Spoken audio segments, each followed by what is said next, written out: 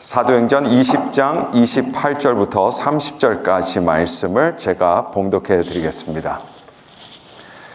여러분은 자기를 위하여 또는 온 양떼를 위하여 삼가라. 성령이 그들 가운데 여러분을 감독자로 삼고 하나님이 자기 피로 사신 교회를 보살피게 하셨느니라. 내가 떠난 후에 사나운 이리가 여러분에게 들어와서 그 양떼를 아끼지 아니하며 또한 여러분 중에서도 제자들을 끌어 자기를 따르게 하려고 어그러진 말을 하던 사람들이 일어날 줄을 내가 아노라. 아멘. 자, 여러분, 사도 바울이 3차 선교 여행을 마치고 이제 예루살렘으로 돌아갑니다.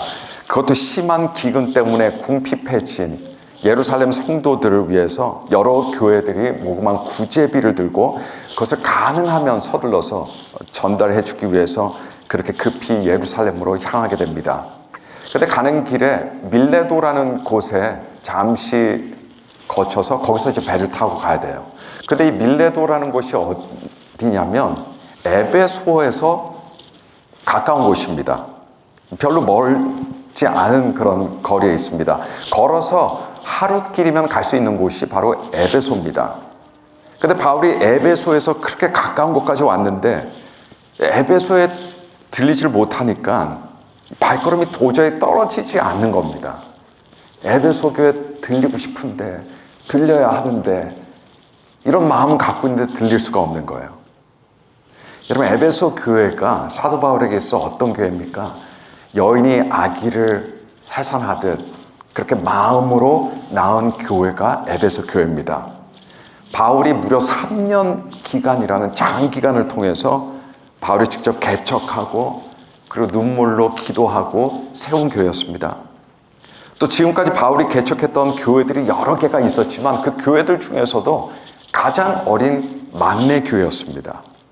자, 이런 교회가 바로 옆에 있는데 그냥 지나가야 되려니까 도저히 발걸음이 그렇게 떨어지지 않는다는 거죠. 이들이 신앙생활을 문제없이 잘 하고 있는지, 내가 알려준 대로 잘 하는지, 예배는 잘 드리고 있는지, 기도 생활 잘 하고 있는지, 성도들이 게을러지지 않고 한 마음으로 복음을 계속 잘 전하고 있는지, 혹시 박해나 핍박이 있는 건 아닌지 참 너무 염려가 되기도 하고 궁금하기도 하고, 또 에베소 성도들의 얼굴들이 눈에 한 사람 한 사람씩 이렇게 아른거렸습니다. 하지만 아무리 생각해도 바울이 에베소에 들려갔다 갈 수 있는 여건이 도저히 되지가 않았습니다. 일단 에베소 들리게 되면 적어도 왔다 갔다 하는 데만 통틀어 이틀이 걸리고요. 하루 이틀 더 머문다 하더라도 벌써 수일이 그냥 쑥 지나가고 맙니다. 근데 그러기에는 예루살렘 상황이 그렇게 좋지 않습니다. 급히 가야 됩니다. 더군다나 지금 각 교회들이 모은 구제비를 소지한 상태로 다니고 있습니다. 언제든 강도의 위험도 있고 잃어버릴 수 있는 위험도 있고 그런 부담이 있었기 때문에 도저히 에베소에 갈 수가 없었어요. 근데 사도 바울이 자신이 에베소에 가는 대신에 무슨 생각을 했냐면 에베소 교회 리더들이라도 청해서 나를 보러 오게 해야겠다, 이런 생각을 하게 된 겁니다. 그래서 에베소 교회에 미리 연락을 주고 그리고 본인이 거기에 있는 시간에 맞춰서 에베소 교회 리더들로 하여금 오게 했습니다. 그래서 드디어 이 밀레도라는 곳에서 바울과 그리고 에베소 교회 리더들이 다시 상봉을 하게 됩니다. 자, 에베소 교회 리더들 만난 사도 바울이 기쁨으로 제외하면서 인사를 나누는데 근데 시간은 많지 않아요. 시간은 별로 없습니다. 그래서 짧은 시간이지만 그들에게 너무 중요하면서도 진심 어린 눈물의 당부를 하게 됩니다. 사실 바울은 어떤 생각을 가지고 있었냐면요, 이번에 이 사람들을 만나고 나면 두 번 다시 못 만날 것 같다는 생각을 했습니다. 왜냐하면 예루살렘에 돌아가게 되면 박해와 핍박이 기다리고 있다는 걸 알고 있었어요. 에베소 교회 리더들도 마찬가지로 같은 생각을 하고 있었습니다. 그러니까 사실 거의 마지막 같은 그런 시간들을 이제 보내게 되는데, 그러다 보니까 그 시간이 굉장히 특별하면서도 비장한 시간이 될 수밖에 없었습니다. 그리고 그렇게 바울이 입을 떼서 그들에게 마지막이 될지도 모르는 소위 고별 설교라고 하죠. 고별 설교를 하는 그런 마음으로 그들에게 이야기를 하기 시작합니다. 그러면서 바울의 설교의 본론이자 요지가 되는 부분이 바로 28절부터 시작이 됩니다. 우리가 함께 읽은 말씀인데, 자, 28절에 보시면 바울이 이렇게 말합니다. 여러분은 자기를 위하여 또는 온 양떼를 위하여 삼가라. 성령이 그들 가운데 여러분을 감독자로 삼고 하나님이 자기 피로 사신 교회를 보살피게 하셨느니라. 자, 바울은 에베소 교회 리더들 모아놓고 마지막 유언을 하는 사람처럼 비장한 마음으로 에베소 교회 리더들에게 눈물과 진심이 어린 당부를 하는데, 우선적으로 가장 먼저 여기서 상기시켜 주는 것이 있습니다. 그게 뭐냐면 그들을 리더로 세운 사람이 누구인지를 상기시켜 주고 있습니다. 여러분, 이들 리더들이라는 것이 중요한 것이지 누가 이들을 리더들을 세웠는지가 여러분 중요하겠습니까? 그런데 중요합니다. 그것도 제일 중요합니다. 에베소 교회 리더들이 이제 전심으로 맡겨진 일을 감당할 텐데, 그들이 그렇게 하게 되는 중요한 이유 1번이 뭐냐면요, 그거는 자신들 리더들을 세워주신 분이 너무나도 중요한 분이 되시기 때문입니다. 그래서 전심과 기쁨으로 그 일을 안 할 수가 없는 거예요. 왜냐하면 그들 직접 세우신 분이 누구시냐? 바로 성령님이시기 때문입니다. 그래서 28절 중반부에 보시면 뭐라고 합니까? 성령이 그들 가운데 여러분을 감독자로 삼았다라고 이렇게 말합니다. 여러분, 교회에서는 교회 직분자들에게 있어서 이들이 누구를 섬기는 것, 누구를 이끄는 것보다 훨씬 중요한 게 있습니다. 내가 몇 명을 섬기냐가 보다도 더 중요한 것이 무엇이냐? 그것은 누가 그들을 세웠냐입니다. 이게 가장 중요한 겁니다. 그래서 직분자들에게 있어서 이것이 가장 근본적이고요, 가장 중요한 사안이 됩니다. 여러분, 누가 이들을 세웠습니까? 성령님께서 세우신 겁니다. 물론 이들이 세워질 때 교회 내에서 어떤 나름 합당하고 마땅한 절차가 있었을 테죠. 그리고 그 과정과 절차 속에서 이들이 리더들로 세워졌습니다. 리더들이 세워질 때 다른 사람이 아니라 바로 사도 바울이 가장 중요한 역할을 거기서 했습니다. 근데 사도 바울은 아주 분명하고 확신 있게 무엇을 말하냐면, 그런 과정들과 절차들이 있었지만 그러나 궁극적으로 이들을 세우신 분이 누구시냐라고 할 때 바로 성령님이시다라는 겁니다. 성령님이시라는 거예요. 여러분, 교회는 누가 세웁니까? 교회는 성령님이 세우십니다. 성령님께서 이 땅에 오시기 전에는 교회가 없었습니다. 그때까지만 하더라도 누가 있었냐? 예수님의 제자들이 있었습니다. 예수님을 따르는 사람들이 있었습니다. 예수님을 믿는 사람들이 있었습니다. 그러나 아직까지 교회는 없었어요. 그러나 성령님께서 예수님 승천 이후에 이 땅에 강림하시면서 성령께서 가장 먼저 하신 것이 무엇이냐? 교회를 만드신 일입니다. 그렇게 해서 성령께서 만드신 것이 오늘날까지 우리들에게 계속해서 존재하고 있고, 우리가 그 교회입니다.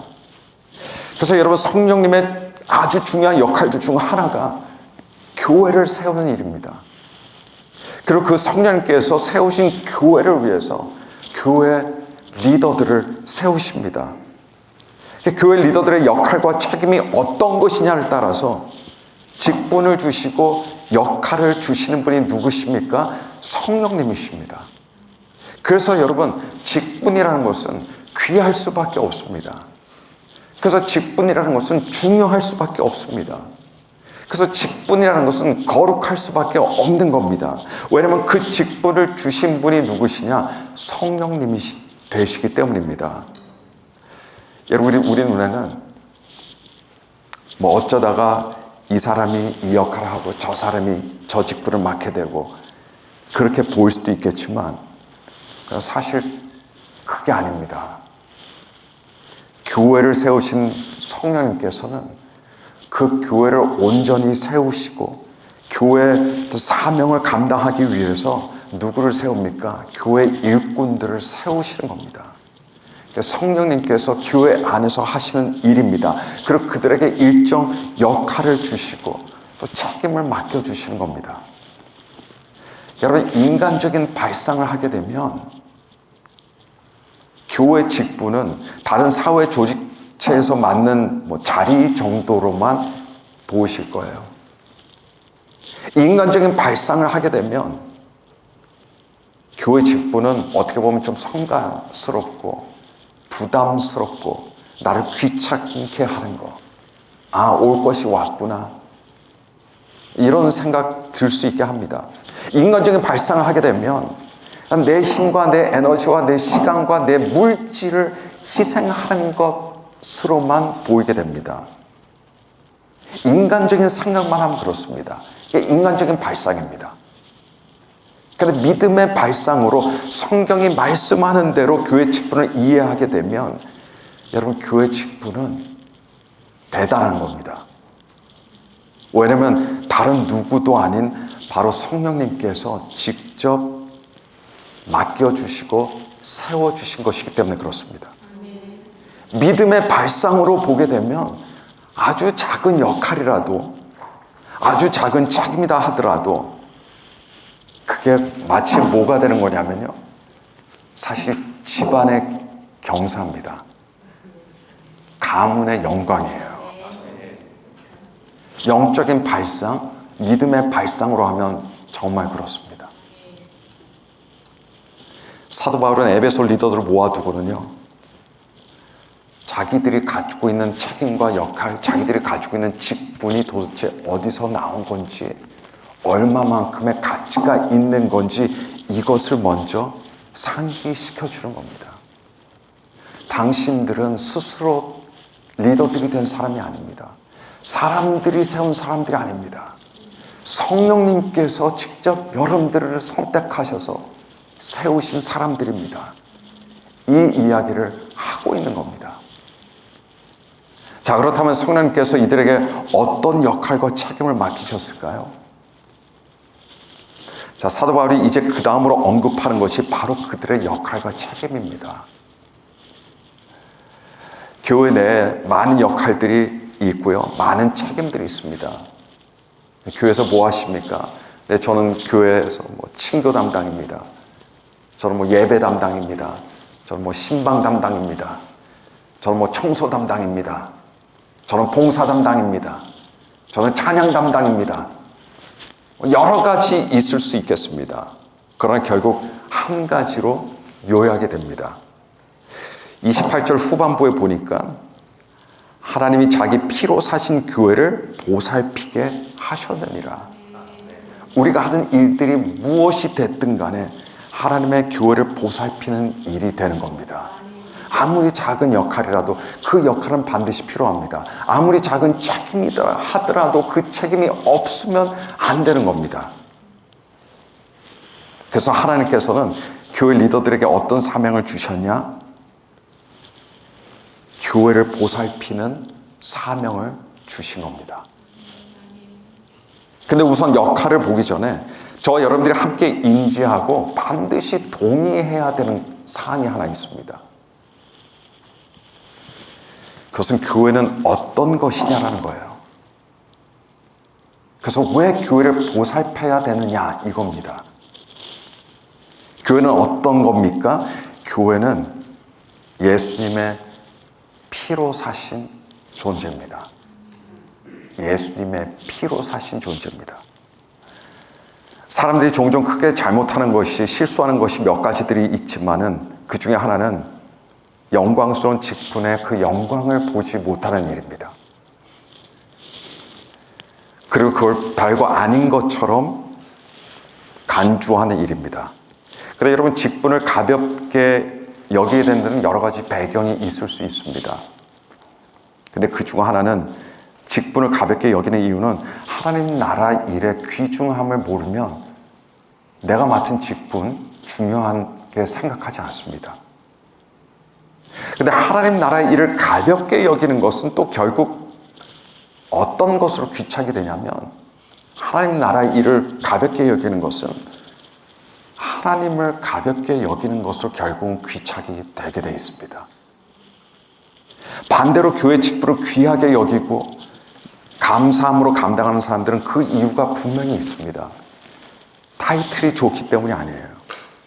직분 자체가 중요하기 때문이 아닙니다. 하나님 나라의 일이 그만큼 중요하다라고 하는 이런 거룩한 인식이 있기 때문에 그렇습니다. 그리고 더 나아가서 하나님께서 중요한 분이 되시기 때문입니다. 그래서 결국은 작은 책임, 작은 역할이라도 그것이 중요한 것이 되는 겁니다. 또 두 번째로 사람들이 종종 크게 실수하는 것이 예수님께서 피 흘리셔서 사신 교회를 가볍게 여기는 일이에요. 사람들이 교회를 가볍게 여길 수 있습니다. 근데 그렇다고 해서 교회가 가벼운 존재가 되는 것 절대로 아닙니다. 때로 사람들은 교회 예배를 가볍게 보기도 하고 교회 사역을 가볍게 보기도 합니다. 교회 모임도 가볍게 보기도 하고 교회 사명도 가볍게 보기도 합니다. 많이 일어나는 일입니다. 우리들도 때로는 이런 함정에 빠질 때가 있고 이런 착각에 빠질 때가 있습니다. 근데 그렇다고 해서 이런 것들이 절대로 여러분 가벼운 것이 되는 것이 아닙니다. 내가 가볍게 생각한다고 해서 무거운 게 가벼운 것이 되는 게 아닙니다. 왜냐하면 교회는요, 예수님께서 자신의 피로 사신 것이기 때문입니다. 피로 사신 거예요. 그냥 돈으로 사신 게 아닙니다. 예수께서 어떤 가지고 있는 것으로 사신 게 아니에요. 자기 피로 사신 겁니다. 피는 생명입니다. 피는 생명이에요. 그러니까 여러분, 교회 무게를 재라고 하면 저울에 달잖아요. 그러면 어떤 걸 올려놔야 딱 똑같이 균형을 이루냐면 예수님의 목숨의 무게입니다. 예수님의 목숨의 무게예요. 그게 교회의 무게입니다. 세상 사람들은 또 인간적인 발상으로 볼 때는 교회는 가볍게 보일 수도 있어요. 그러나 참된 거룩한 성도들은 교회를 절대로 가볍게 여기지 않습니다. 그래서 교회 내에서 언성 높이지 않았습니다. 그렇게 못합니다. 예배 시간이든 친교 시간이든 회의 시간이든. 왜냐하면 교회는 예수님의 피로 사신 것이기 때문에 그렇습니다. 교회 내에서 그래서 혈기 부리지 못합니다. 교회가 어떤 곳인데요? 교회에 대해서 부정적인 말 함부로 하지 못합니다.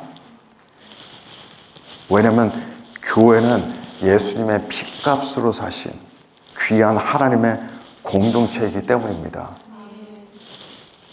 사실 교회를 가볍게 여기는 것은 나를 가볍게 여기는 거기도 하고 우리를 가볍게 여기는 거예요. 왜냐하면 교회는 결국 무엇입니까? 바로 우리가 교회이기 때문에 그렇습니다. 우리가 우리를 귀하게 여기지 않으면 누가 우리를 귀하게 여깁니까? 우리가 우리를 귀하게 여길 수 있어야 됩니다. 왜냐하면 실제로 교회는 귀한 것이기 때문에 그래요. 여기 앉아 계신 한 분 한 분이 귀한 분들입니다.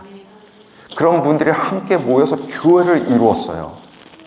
교회가 실수도 있고 부족한 부분도 있고 모자른 부분도 있겠지만 우리 개인처럼, 그러나 그럼에도 불구하고 교회는 귀한 존재입니다. 왜냐하면 예수의 피로 사신 공동체가 교회가 되기 때문입니다. 바울은 에베소 교회 리더들을 불러서 자기 모든 진심을 다 담아서 바로 이 이야기를 하는 겁니다. 심각하게 이 말을 해주는 거예요. 그래서 직분자의 거룩함, 직분자의 사명과 그리고 교회의 소중한 가치입니다. 그리고 29절과 30절에 계속해서 이야기를 이제 진행해 나가죠. 29절과 30절이 여러분 본론 중에서도 본론입니다. 바울이 하는 말들 중에 사실 가장 중요한 대목입니다. 거기에 보니까 이렇게 기록하고 있습니다. 내가 떠난 후에 사나운 이리가 여러분에게 들어와서 그 양떼를 아끼지 아니하며 또한 여러분 중에서도 제자들을 끌어 자기를 따르게 하려고 어그러진 말을 하는 사람들이 일어날 줄을 내가 아노라. 바울이 에베소 교회를 보고 그렇게 가보고 싶어 하고 그랬던 이유는 단순히 에베소 교회가 아직은 너무 어린 교회였기 때문만은 아니었습니다. 무엇을 잘못하고 있지는 않을까? 이런 생각만 있었기 때문만은 아니었어요. 바울이 에베소 교회를 걱정했던 진짜 이유는 에베소 교회를 틈틈이 노리면서 공격하는 이리들이 있었기 때문이었습니다. 근데 여러분, 에베소 교회뿐만 아닙니다. 다른 교회들도 다 마찬가지입니다. 교회는 반드시 이리 때에 공격을 받습니다. 왜냐하면 이리들이 실제로 존재하기 때문입니다.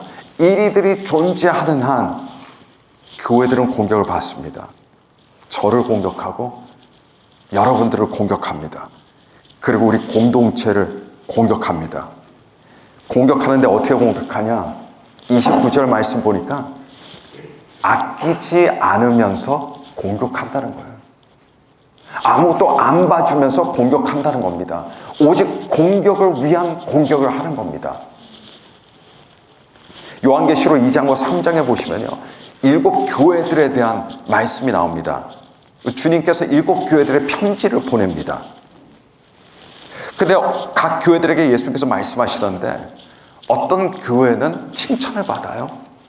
어떤 교회는 책망을 받습니다. 어떤 교회는 칭찬도 받고 책망도 받습니다. 교회마다 다 다릅니다. 교회마다 다 다른 사정을 갖고 있습니다. 다른 상황 속에서 존재합니다. 장점도 다 달랐습니다. 단점도 다 달랐습니다. 규모도 다 달랐습니다. 그러나 이들은 똑같이 하나님의 교회였어요. 근데 이 7 교회들이 가지고 있는 또 다른 공통점이 무엇이냐면 모든 교회들이 어떤 형태로든 어떤 모양으로든 사탄의 공격을 받았다는 겁니다. 사탄의 공격을 받았다는 겁니다. 그리고 이후 앞으로도 사탄의 공격이 계속 있을 것이라는 것이 이 모든 7 교회들이 가지고 있는 공통점이었습니다. 여러분, 교회는 공격을 받습니다. 물론 여기서 말씀드리는 공격은 육체적인 공격이 아니라 영적인 공격입니다. 그리고 그 모든 공격들이 바로 사탄에게서 비롯되는 공격들입니다. 그런데 여러분, 적지 않은 사람들이 사탄이 시시탐탐 공격해 온다는 것을 전혀 몰라요. 전혀 생각하지도 않습니다. 안 좋은 일들 뒤에 사탄이 있는 거 모릅니다. 자신들이 있는 곳이 사실은 영적인 전쟁터인지를 생각을 하지 않습니다. 근데 그러면 어떻게 됩니까? 그래서 맨날 당하는 겁니다. 맨날 당하게 돼 있어요. 당하면서도 자기가 당한지를 모르고 당합니다. 그래서 신앙이 자라지 않습니다. 오히려 신앙이 고착화됩니다. 그리고 영적으로 무감각해져 버리고 말아요. 이것이 영적 전쟁에서 종종 보여지는 안타까운 실제 한 실상입니다. 영적 전쟁 한복판에 있는 성도들에게 있어서 이런 공격에 대처하는 가장 중요한 것은 바로 기도입니다. 영적 전쟁에서 우위를 차지하는 방법은요, 여러분, 기도밖에 없습니다. 예수님께서 이 땅에서 가장 어려운 시간을 보내실 때가 예수님께서 잡히시고 십자가에 달려 돌아가시는 그 시간이었습니다. 그 바로 전에 주님께서 뭘 하셨습니까? 주님께서 기도하셨습니다. 겟세마네 동산에 오르셔서 기도하셨어요. 근데 예수님과 동행했던 베드로와 요한과 야고보, 이 세 제자들은 예수님과 같은 곳에 있었고 같은 시간 맞이하고 있었는데 이들은 다 잠들어 버리고 말았어요. 그때 예수님께서 그들에게 호통하셨습니다. 질책하셨습니다. 책망하셨습니다. 이제 시험의 시간이 다가오는데 기도하지 않는다라고 주님께서 질책하셨어요.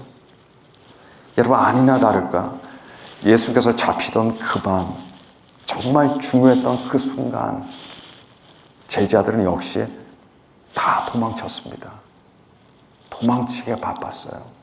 다 예수님을 버렸습니다. 기도를 하지 않으면 우리 주님께 책망을 받습니다. 근데 책망도 받지만 여러분, 기도하지 않으면 거기에 따른 결과라는 것이 반드시 있습니다. 결과라는 게 있어요. 기도하시는 저와 여러분들이 되시기를 간절히 바랍니다. 짬을 내서 기도하고 생각이 나면 기도하고요. 기도의 기회가 있고 기도의 자리가 마련되어 있으면 기도하는 것이 바로 우리를 위한 일이라는 사실을 기억하시길 바랍니다. 기도는요, 성도들을 무장시킵니다. 기도로 무장된 성도를 사탄이 두려워합니다. 기도하지 않는 성도는 사탄이 두려워할 이유가 없습니다. 하나님의 능력과 권세의 옷이 바로 기도를 통해서 그 사람에게 입혀지게 되는 겁니다. 근데 사탄이 일으키는 영적인 전쟁들이 다양한데요, 종종 이 사탄이 어떻게 공격하냐면 이리들을 보낸다는 말이죠. 이리들을 교회에 보내는 거예요. 여기서 이리들은 어떤 존재냐? 우리 성경의 용어를 따지자면 이들은 거짓 선지자들입니다. 잘못된 것들을 전하고 잘못된 것들을 사람들에게 주입시키고 잘못된 것들을 가르치는 자들입니다. 이들이 이리들이에요. 30절 말씀 보시면, 또한 여러분 중에서도 제자들을 끌어 자기를 따르게 하려고 어그러진 말을 하는 사람들이 일어날 줄을 내가 아노라. 자, 29절은 교회를 공격하는 이리가 있다는 걸 말하면서 30절에 와서는 이런 이리들이 어떻게 교회를 공격하는지에 대해서도 알려줍니다. 이들이 어떻게 공격합니까? 성도들을 미혹하고 진리의 길에서 떠나게 하기 위해서 말을 사용해요. 근데 어떤 말이냐면 어그러진 말을 사용한다는 겁니다. 어그러진 말입니다. 여러분, 여기서 어그러진 말이 어떤 말이냐면 거짓된 말인데요, 그냥 새빨간 거짓말이 아닙니다. 완전히 잘못된 말이 아니에요. 이 어그러진 말이 무엇이냐면 본래 사실을 가지고요, 진리를 가지고 살짝 바꾸는 겁니다. 살짝 바꾸는 거예요. 말을 살짝 꼬는 겁니다. 여러분, 이것이 어그러진 말입니다. 이것을 한마디로 표현한다면 그것은 왜곡시키는 겁니다.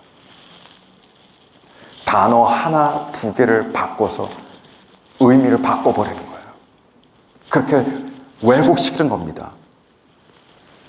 그래서 사실과 진리를 가지고 왜곡시키는 것이 어그러진 말이에요. 여러분, 이단들 중에서도 가장 위협적인 이단들이 따로 있습니다. 그러면 이단들이 어떤 이단들이냐면 우리와 똑같은 성경을 가지고 있는 이단들이에요. 어떤 이단들은 우리 성경 말고 다른 경전을 갖고 있어요. 근데 어떤 이단들은 실제로 우리가 읽는, 우리가 공부하는 똑같은 성경을 가지고 있단 말입니다. 여러분, 사실 이런 이단들이 가장 무섭습니다. 아예 성경이 다르다면 차라리 낫습니다. 그런데 똑같은 성경을 가지고 있다 보니까 기존 교회나 기존 성도들에게 굉장히 용이하게 접근할 수 있는 거예요. 같은 성경을 가지고 있으니까. 찾아와도 같은 성경을 가지고 찾아온단 말이죠. 이야기를 해도 우리가 가지고 있는 성경을 펴놓고 이야기한다는 말이죠. 그런데 문제는 무엇이냐면 성경은 똑같은데 성경에 나오는 말씀의 의미들을 살짝 꼬는 겁니다. 그 의미를 교묘하게 살짝 바꾸는 거예요. 그래서 결국은 자신들이 가르치고 싶어 하는 걸 가르칩니다. 그렇게 해서 거짓 교리들을 만들어내는 거예요. 나중에는 성경에 전혀 없는 내용이지만 성경 말씀들을 하나하나 왜곡시켜서 결국은 어디까지 가냐면 결국 그렇게 해서 새로운 교주가 탄생하는 겁니다. 그래서 결국은 누군가가 결국은 다시 재림한 예수님이시다 라고 하는 이런 결론이 나는 겁니다. 여러분, 완전히 얼로당토한 그런 이야기를 하면 넘어가는 사람들은 많이 생기진 않을 거예요. 그럼에도 불구하고 넘어가는 사람들이 있겠지만 말이죠. 하지만 본래 진리의 말을 살짝 바꾼다면 이야기는 달라집니다. 더군다나 우리가 어렴풋하게 알고 있어요. 어떤 성경 구절을. 확실히 알고 있는 것도 아닙니다. 어렴풋하게 이런 비슷한 말씀이 있다는 걸 알고 있어요. 근데 거기서 말 하나 바꾸면 그대로 넘어가는 겁니다. 신천지 같은 이단들은 여러분 전도 대상, 이런 포섭 대상이 누굽니까? 기존 교회 성도들입니다. 가장 좋은 것은 그래서 한 교회를 그냥 통째로 잡아먹어버리는 것이고, 그것이 안 되면 교회 성도들을 포섭해서 신천지 교회로 데려가는 겁니다. 근데 이들의 전략이 굉장히 효율적이고 효과적이었어요. 그래서 신천지 같은 이단들이 쉽게 확장되고 뻗어나갈 수 있게 됐는데, 그 중요한 요소가 뭐냐? 이들이 우리와 똑같은 성경을 가지고 있기 때문이라는 거예요. 그러니 기존 성도들에게 아무런 거부감 없이 다가갈 수 있습니다. 그리고 성경은 같지만 그 성경의 말씀들을 하나하나씩 왜곡시키고 어그러뜨립니다. 이들이 바로 성경이 말하는 이리들입니다. 이들이 이리들이에요. 초대교회 때 교회들 똑같이 이런 심각한 문제를 당면하고 있었습니다. 아마도 초대교회가 당면했던 가장 위험했던 공격이 하나님의 말씀을 왜곡시키는 공격이었습니다. 그래서 사도 바울이 32절에 이렇게 간곡히 권면합니다. 지금 내가 여러분을 주와 및 그 은혜의 말씀에 부탁하노니 그 말씀이 여러분을 능히 든든히 세우사 거룩하게 하심을 입은 모든 자 가운데 기업이 있게 하시리라. 자, 여러분, 여기서 어그러진 말로 교회를 공격하는 이리들로부터 먹잇감이 되지 않고 우리 자신을 지킬 수 있는 방법이 무엇입니까? 여기는 하나님의 말씀입니다. 그만큼 하나님의 말씀을 알아야 됩니다. 하나님의 말씀을 공부해야 됩니다. 그게 하나님의 말씀이 우리를 지켜주기 때문에 그렇습니다. 결국 에베소 교회가 사탄의 공격 앞에서 승리할 수 있는 비결은 결국은 두 가지로 요약이 돼요. 그건 뭐냐면 기도와 말씀입니다. 결국 두 가지예요. 여기서 벗어나는 거 없습니다. 기도와 말씀에 강한 교회는요, 모든 부분에서 강해질 수밖에 없어요. 그러나 기도와 말씀에 약하면 모든 부분에서 약해질 수밖에 없습니다. 개개인의 성도도 마찬가지입니다. 결국은 기도와 말씀입니다. 두 가지입니다. 제가 대학에 들어갈 때 저희 어머니께서 제게 하신 당부의 말씀이 있으셨습니다. 하루는 저를 부르시더니 그때 고등학교 갓 졸업했던 저에게 이렇게 말씀하셨어요. 너가 하루에 1시간 기도하고 하루에 1시간 말씀을 읽으면 너는 반드시 축복의 사람이 된다. 오래전 일이지만 지금까지도 아주 생생하게 기억이 납니다. 저는 그 말씀을 그대로 받아들였습니다. 그리고 저는 정말 축복의 사람이 되고 싶었어요.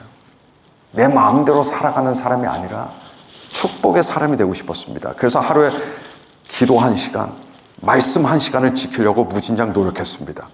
근데 말씀을 읽는 경우는, 말씀의 경우는 사람마다 다르겠지만요, 저는 한번 앉아서 말씀을 읽으면 1시간은 그냥 거뜬 없이 그냥 가요. 큰 어려움 없이 갑니다. 근데 기도는 당시 조금 힘들었어요. 바쁜 여러분 개인 스케줄 때문에도 그랬지만 집중력도 다소 떨어지는 경향도 있었습니다. 그래서 제가 어떻게 했냐? 대학 때 아침에 일어나서 학교 수업 시작하기 전에 그때 30분을 기도했습니다. 그리고 나서 집에 돌아가 나서 자기 전에 성경 말씀 읽고 30분을 기도했습니다. 그렇게 했더니 1시간이 채워지더라고요. 근데 그런 방법이 저한테는 굉장히 좋았습니다. 예전에 한 청년과 대화 중에 기도 생활을 어떻게 해야 하냐고, 너무 바쁘다고, 너무 분주하다고, 기도하는 게 너무 힘들다고 그런 이야기를 하는 청년이 있었습니다. 그래서 제가 이렇게 말해줬죠. 최소 하루에 1시간씩 기도하되 제 경험을 말해줬죠. 오전에 30분, 오후에 30분 그러면 좋다. 아니면 오전에 20분, 낮에 20분, 저녁에 20분. 그래도 1시간이 채워집니다. 그렇게 이야기했더니 충분히 할 수 있을 것 같다고 그러면서 갔습니다. 여러분 식사도 하루에 한 끼 먹는데 엄청나게 많이 먹는 것보다는요, 식사도 조금씩 나눠서 먹는 것이 건강에 좋다는 말이 있는 것 같아요. 근데 여러분 기도 생활에도요, 이런 패턴은 굉장히 큰 유익이 됩니다. 게다가 여러분 짧은 기도 시간은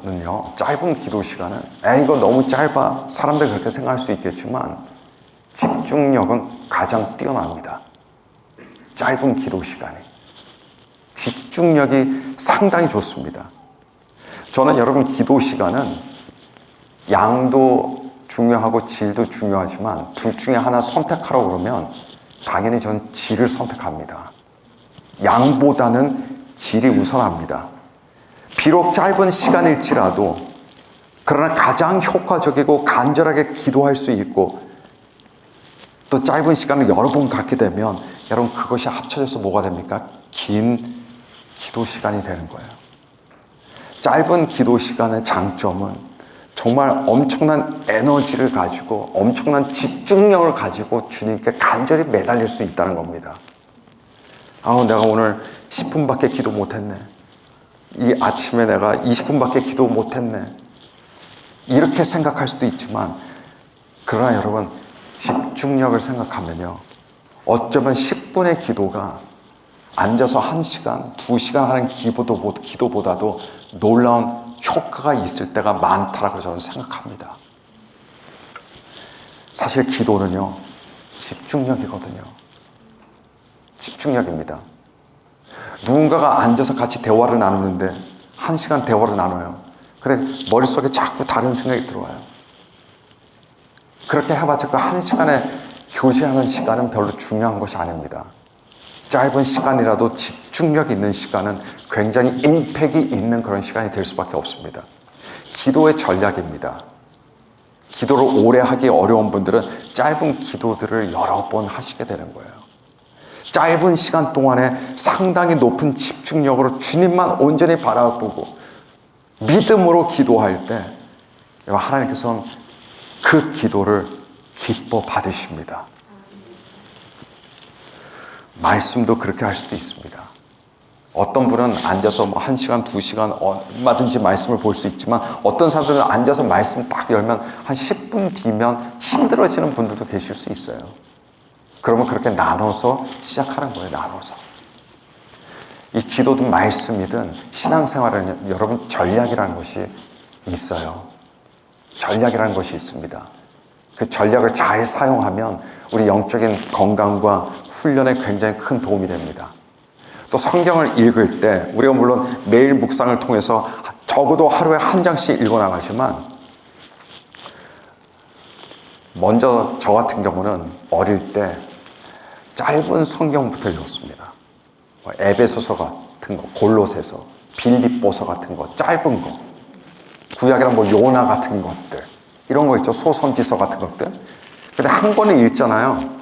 비록 3장짜리다 하더라도 3장을 다 읽고 나잖아요. 성취감이 있는 거예요. 야, 나 66권 중에 한 권 읽었어. 야, 기쁘다. 그리고 그 다음에 또 짧은 거 읽잖아요. 야, 66권 중에 나 2권을 읽었어. 여러분, 전략적으로 신앙생활 하는 겁니다. 그런 전략들이 있어요. 그러면서 점점 우리의 내공이 커지고 쌓이게 되는 겁니다. 처음부터 기도 안 하던 분이, 나 처음부터 1시간 기도할래. 1시간 동안 내가 말씀에 집중할 거야 하면 하다가 하루 이틀 하고 이제 포기하죠. 그리고 그 다음에는 이제 엄두도 못 내는 거예요. 그렇게 하지 말고 조금씩 나눠서 하면 되는 겁니다. 사도 바울이 여러분, 항상 기도하라. 앉아서 계속 기도만 할 수는 없습니다. 하지만 매 순간순간마다 짧게라도 늘 기도하는 습관이 들여지게 되면 결국은 그 하루가 기도로 덮어주는 거예요. 결국은 기도가 되는 겁니다. 우리의 영적인 습관이 되는 겁니다. 이런 방식으로 우리가 신앙생활 할 때 우리는 영적으로 무장이 되는 거예요. 무장이 되는 겁니다. 자주 기도하시고 자주 말씀 보시면서 여러분 스스로 영적인 내공을 키우시고 성장하고 성숙하시는 저와 여러분들이 되시기를 간절히 바랍니다. 기도와 말씀은 우리를 사탄의 공격에서 보호해 줍니다. 그리고 그 기도와 말씀으로요, 우리는 축복의 사람들이 될 수 있어요. 기도와 말씀입니다. 기도와 말씀을 사모하고 기도와 말씀으로 무장하고 기도와 말씀으로 평안하여 든든히 서가는 저와 여러분들이 되시기를 예수 그리스도 이름으로 간절히 축복하고 축원합니다. 우리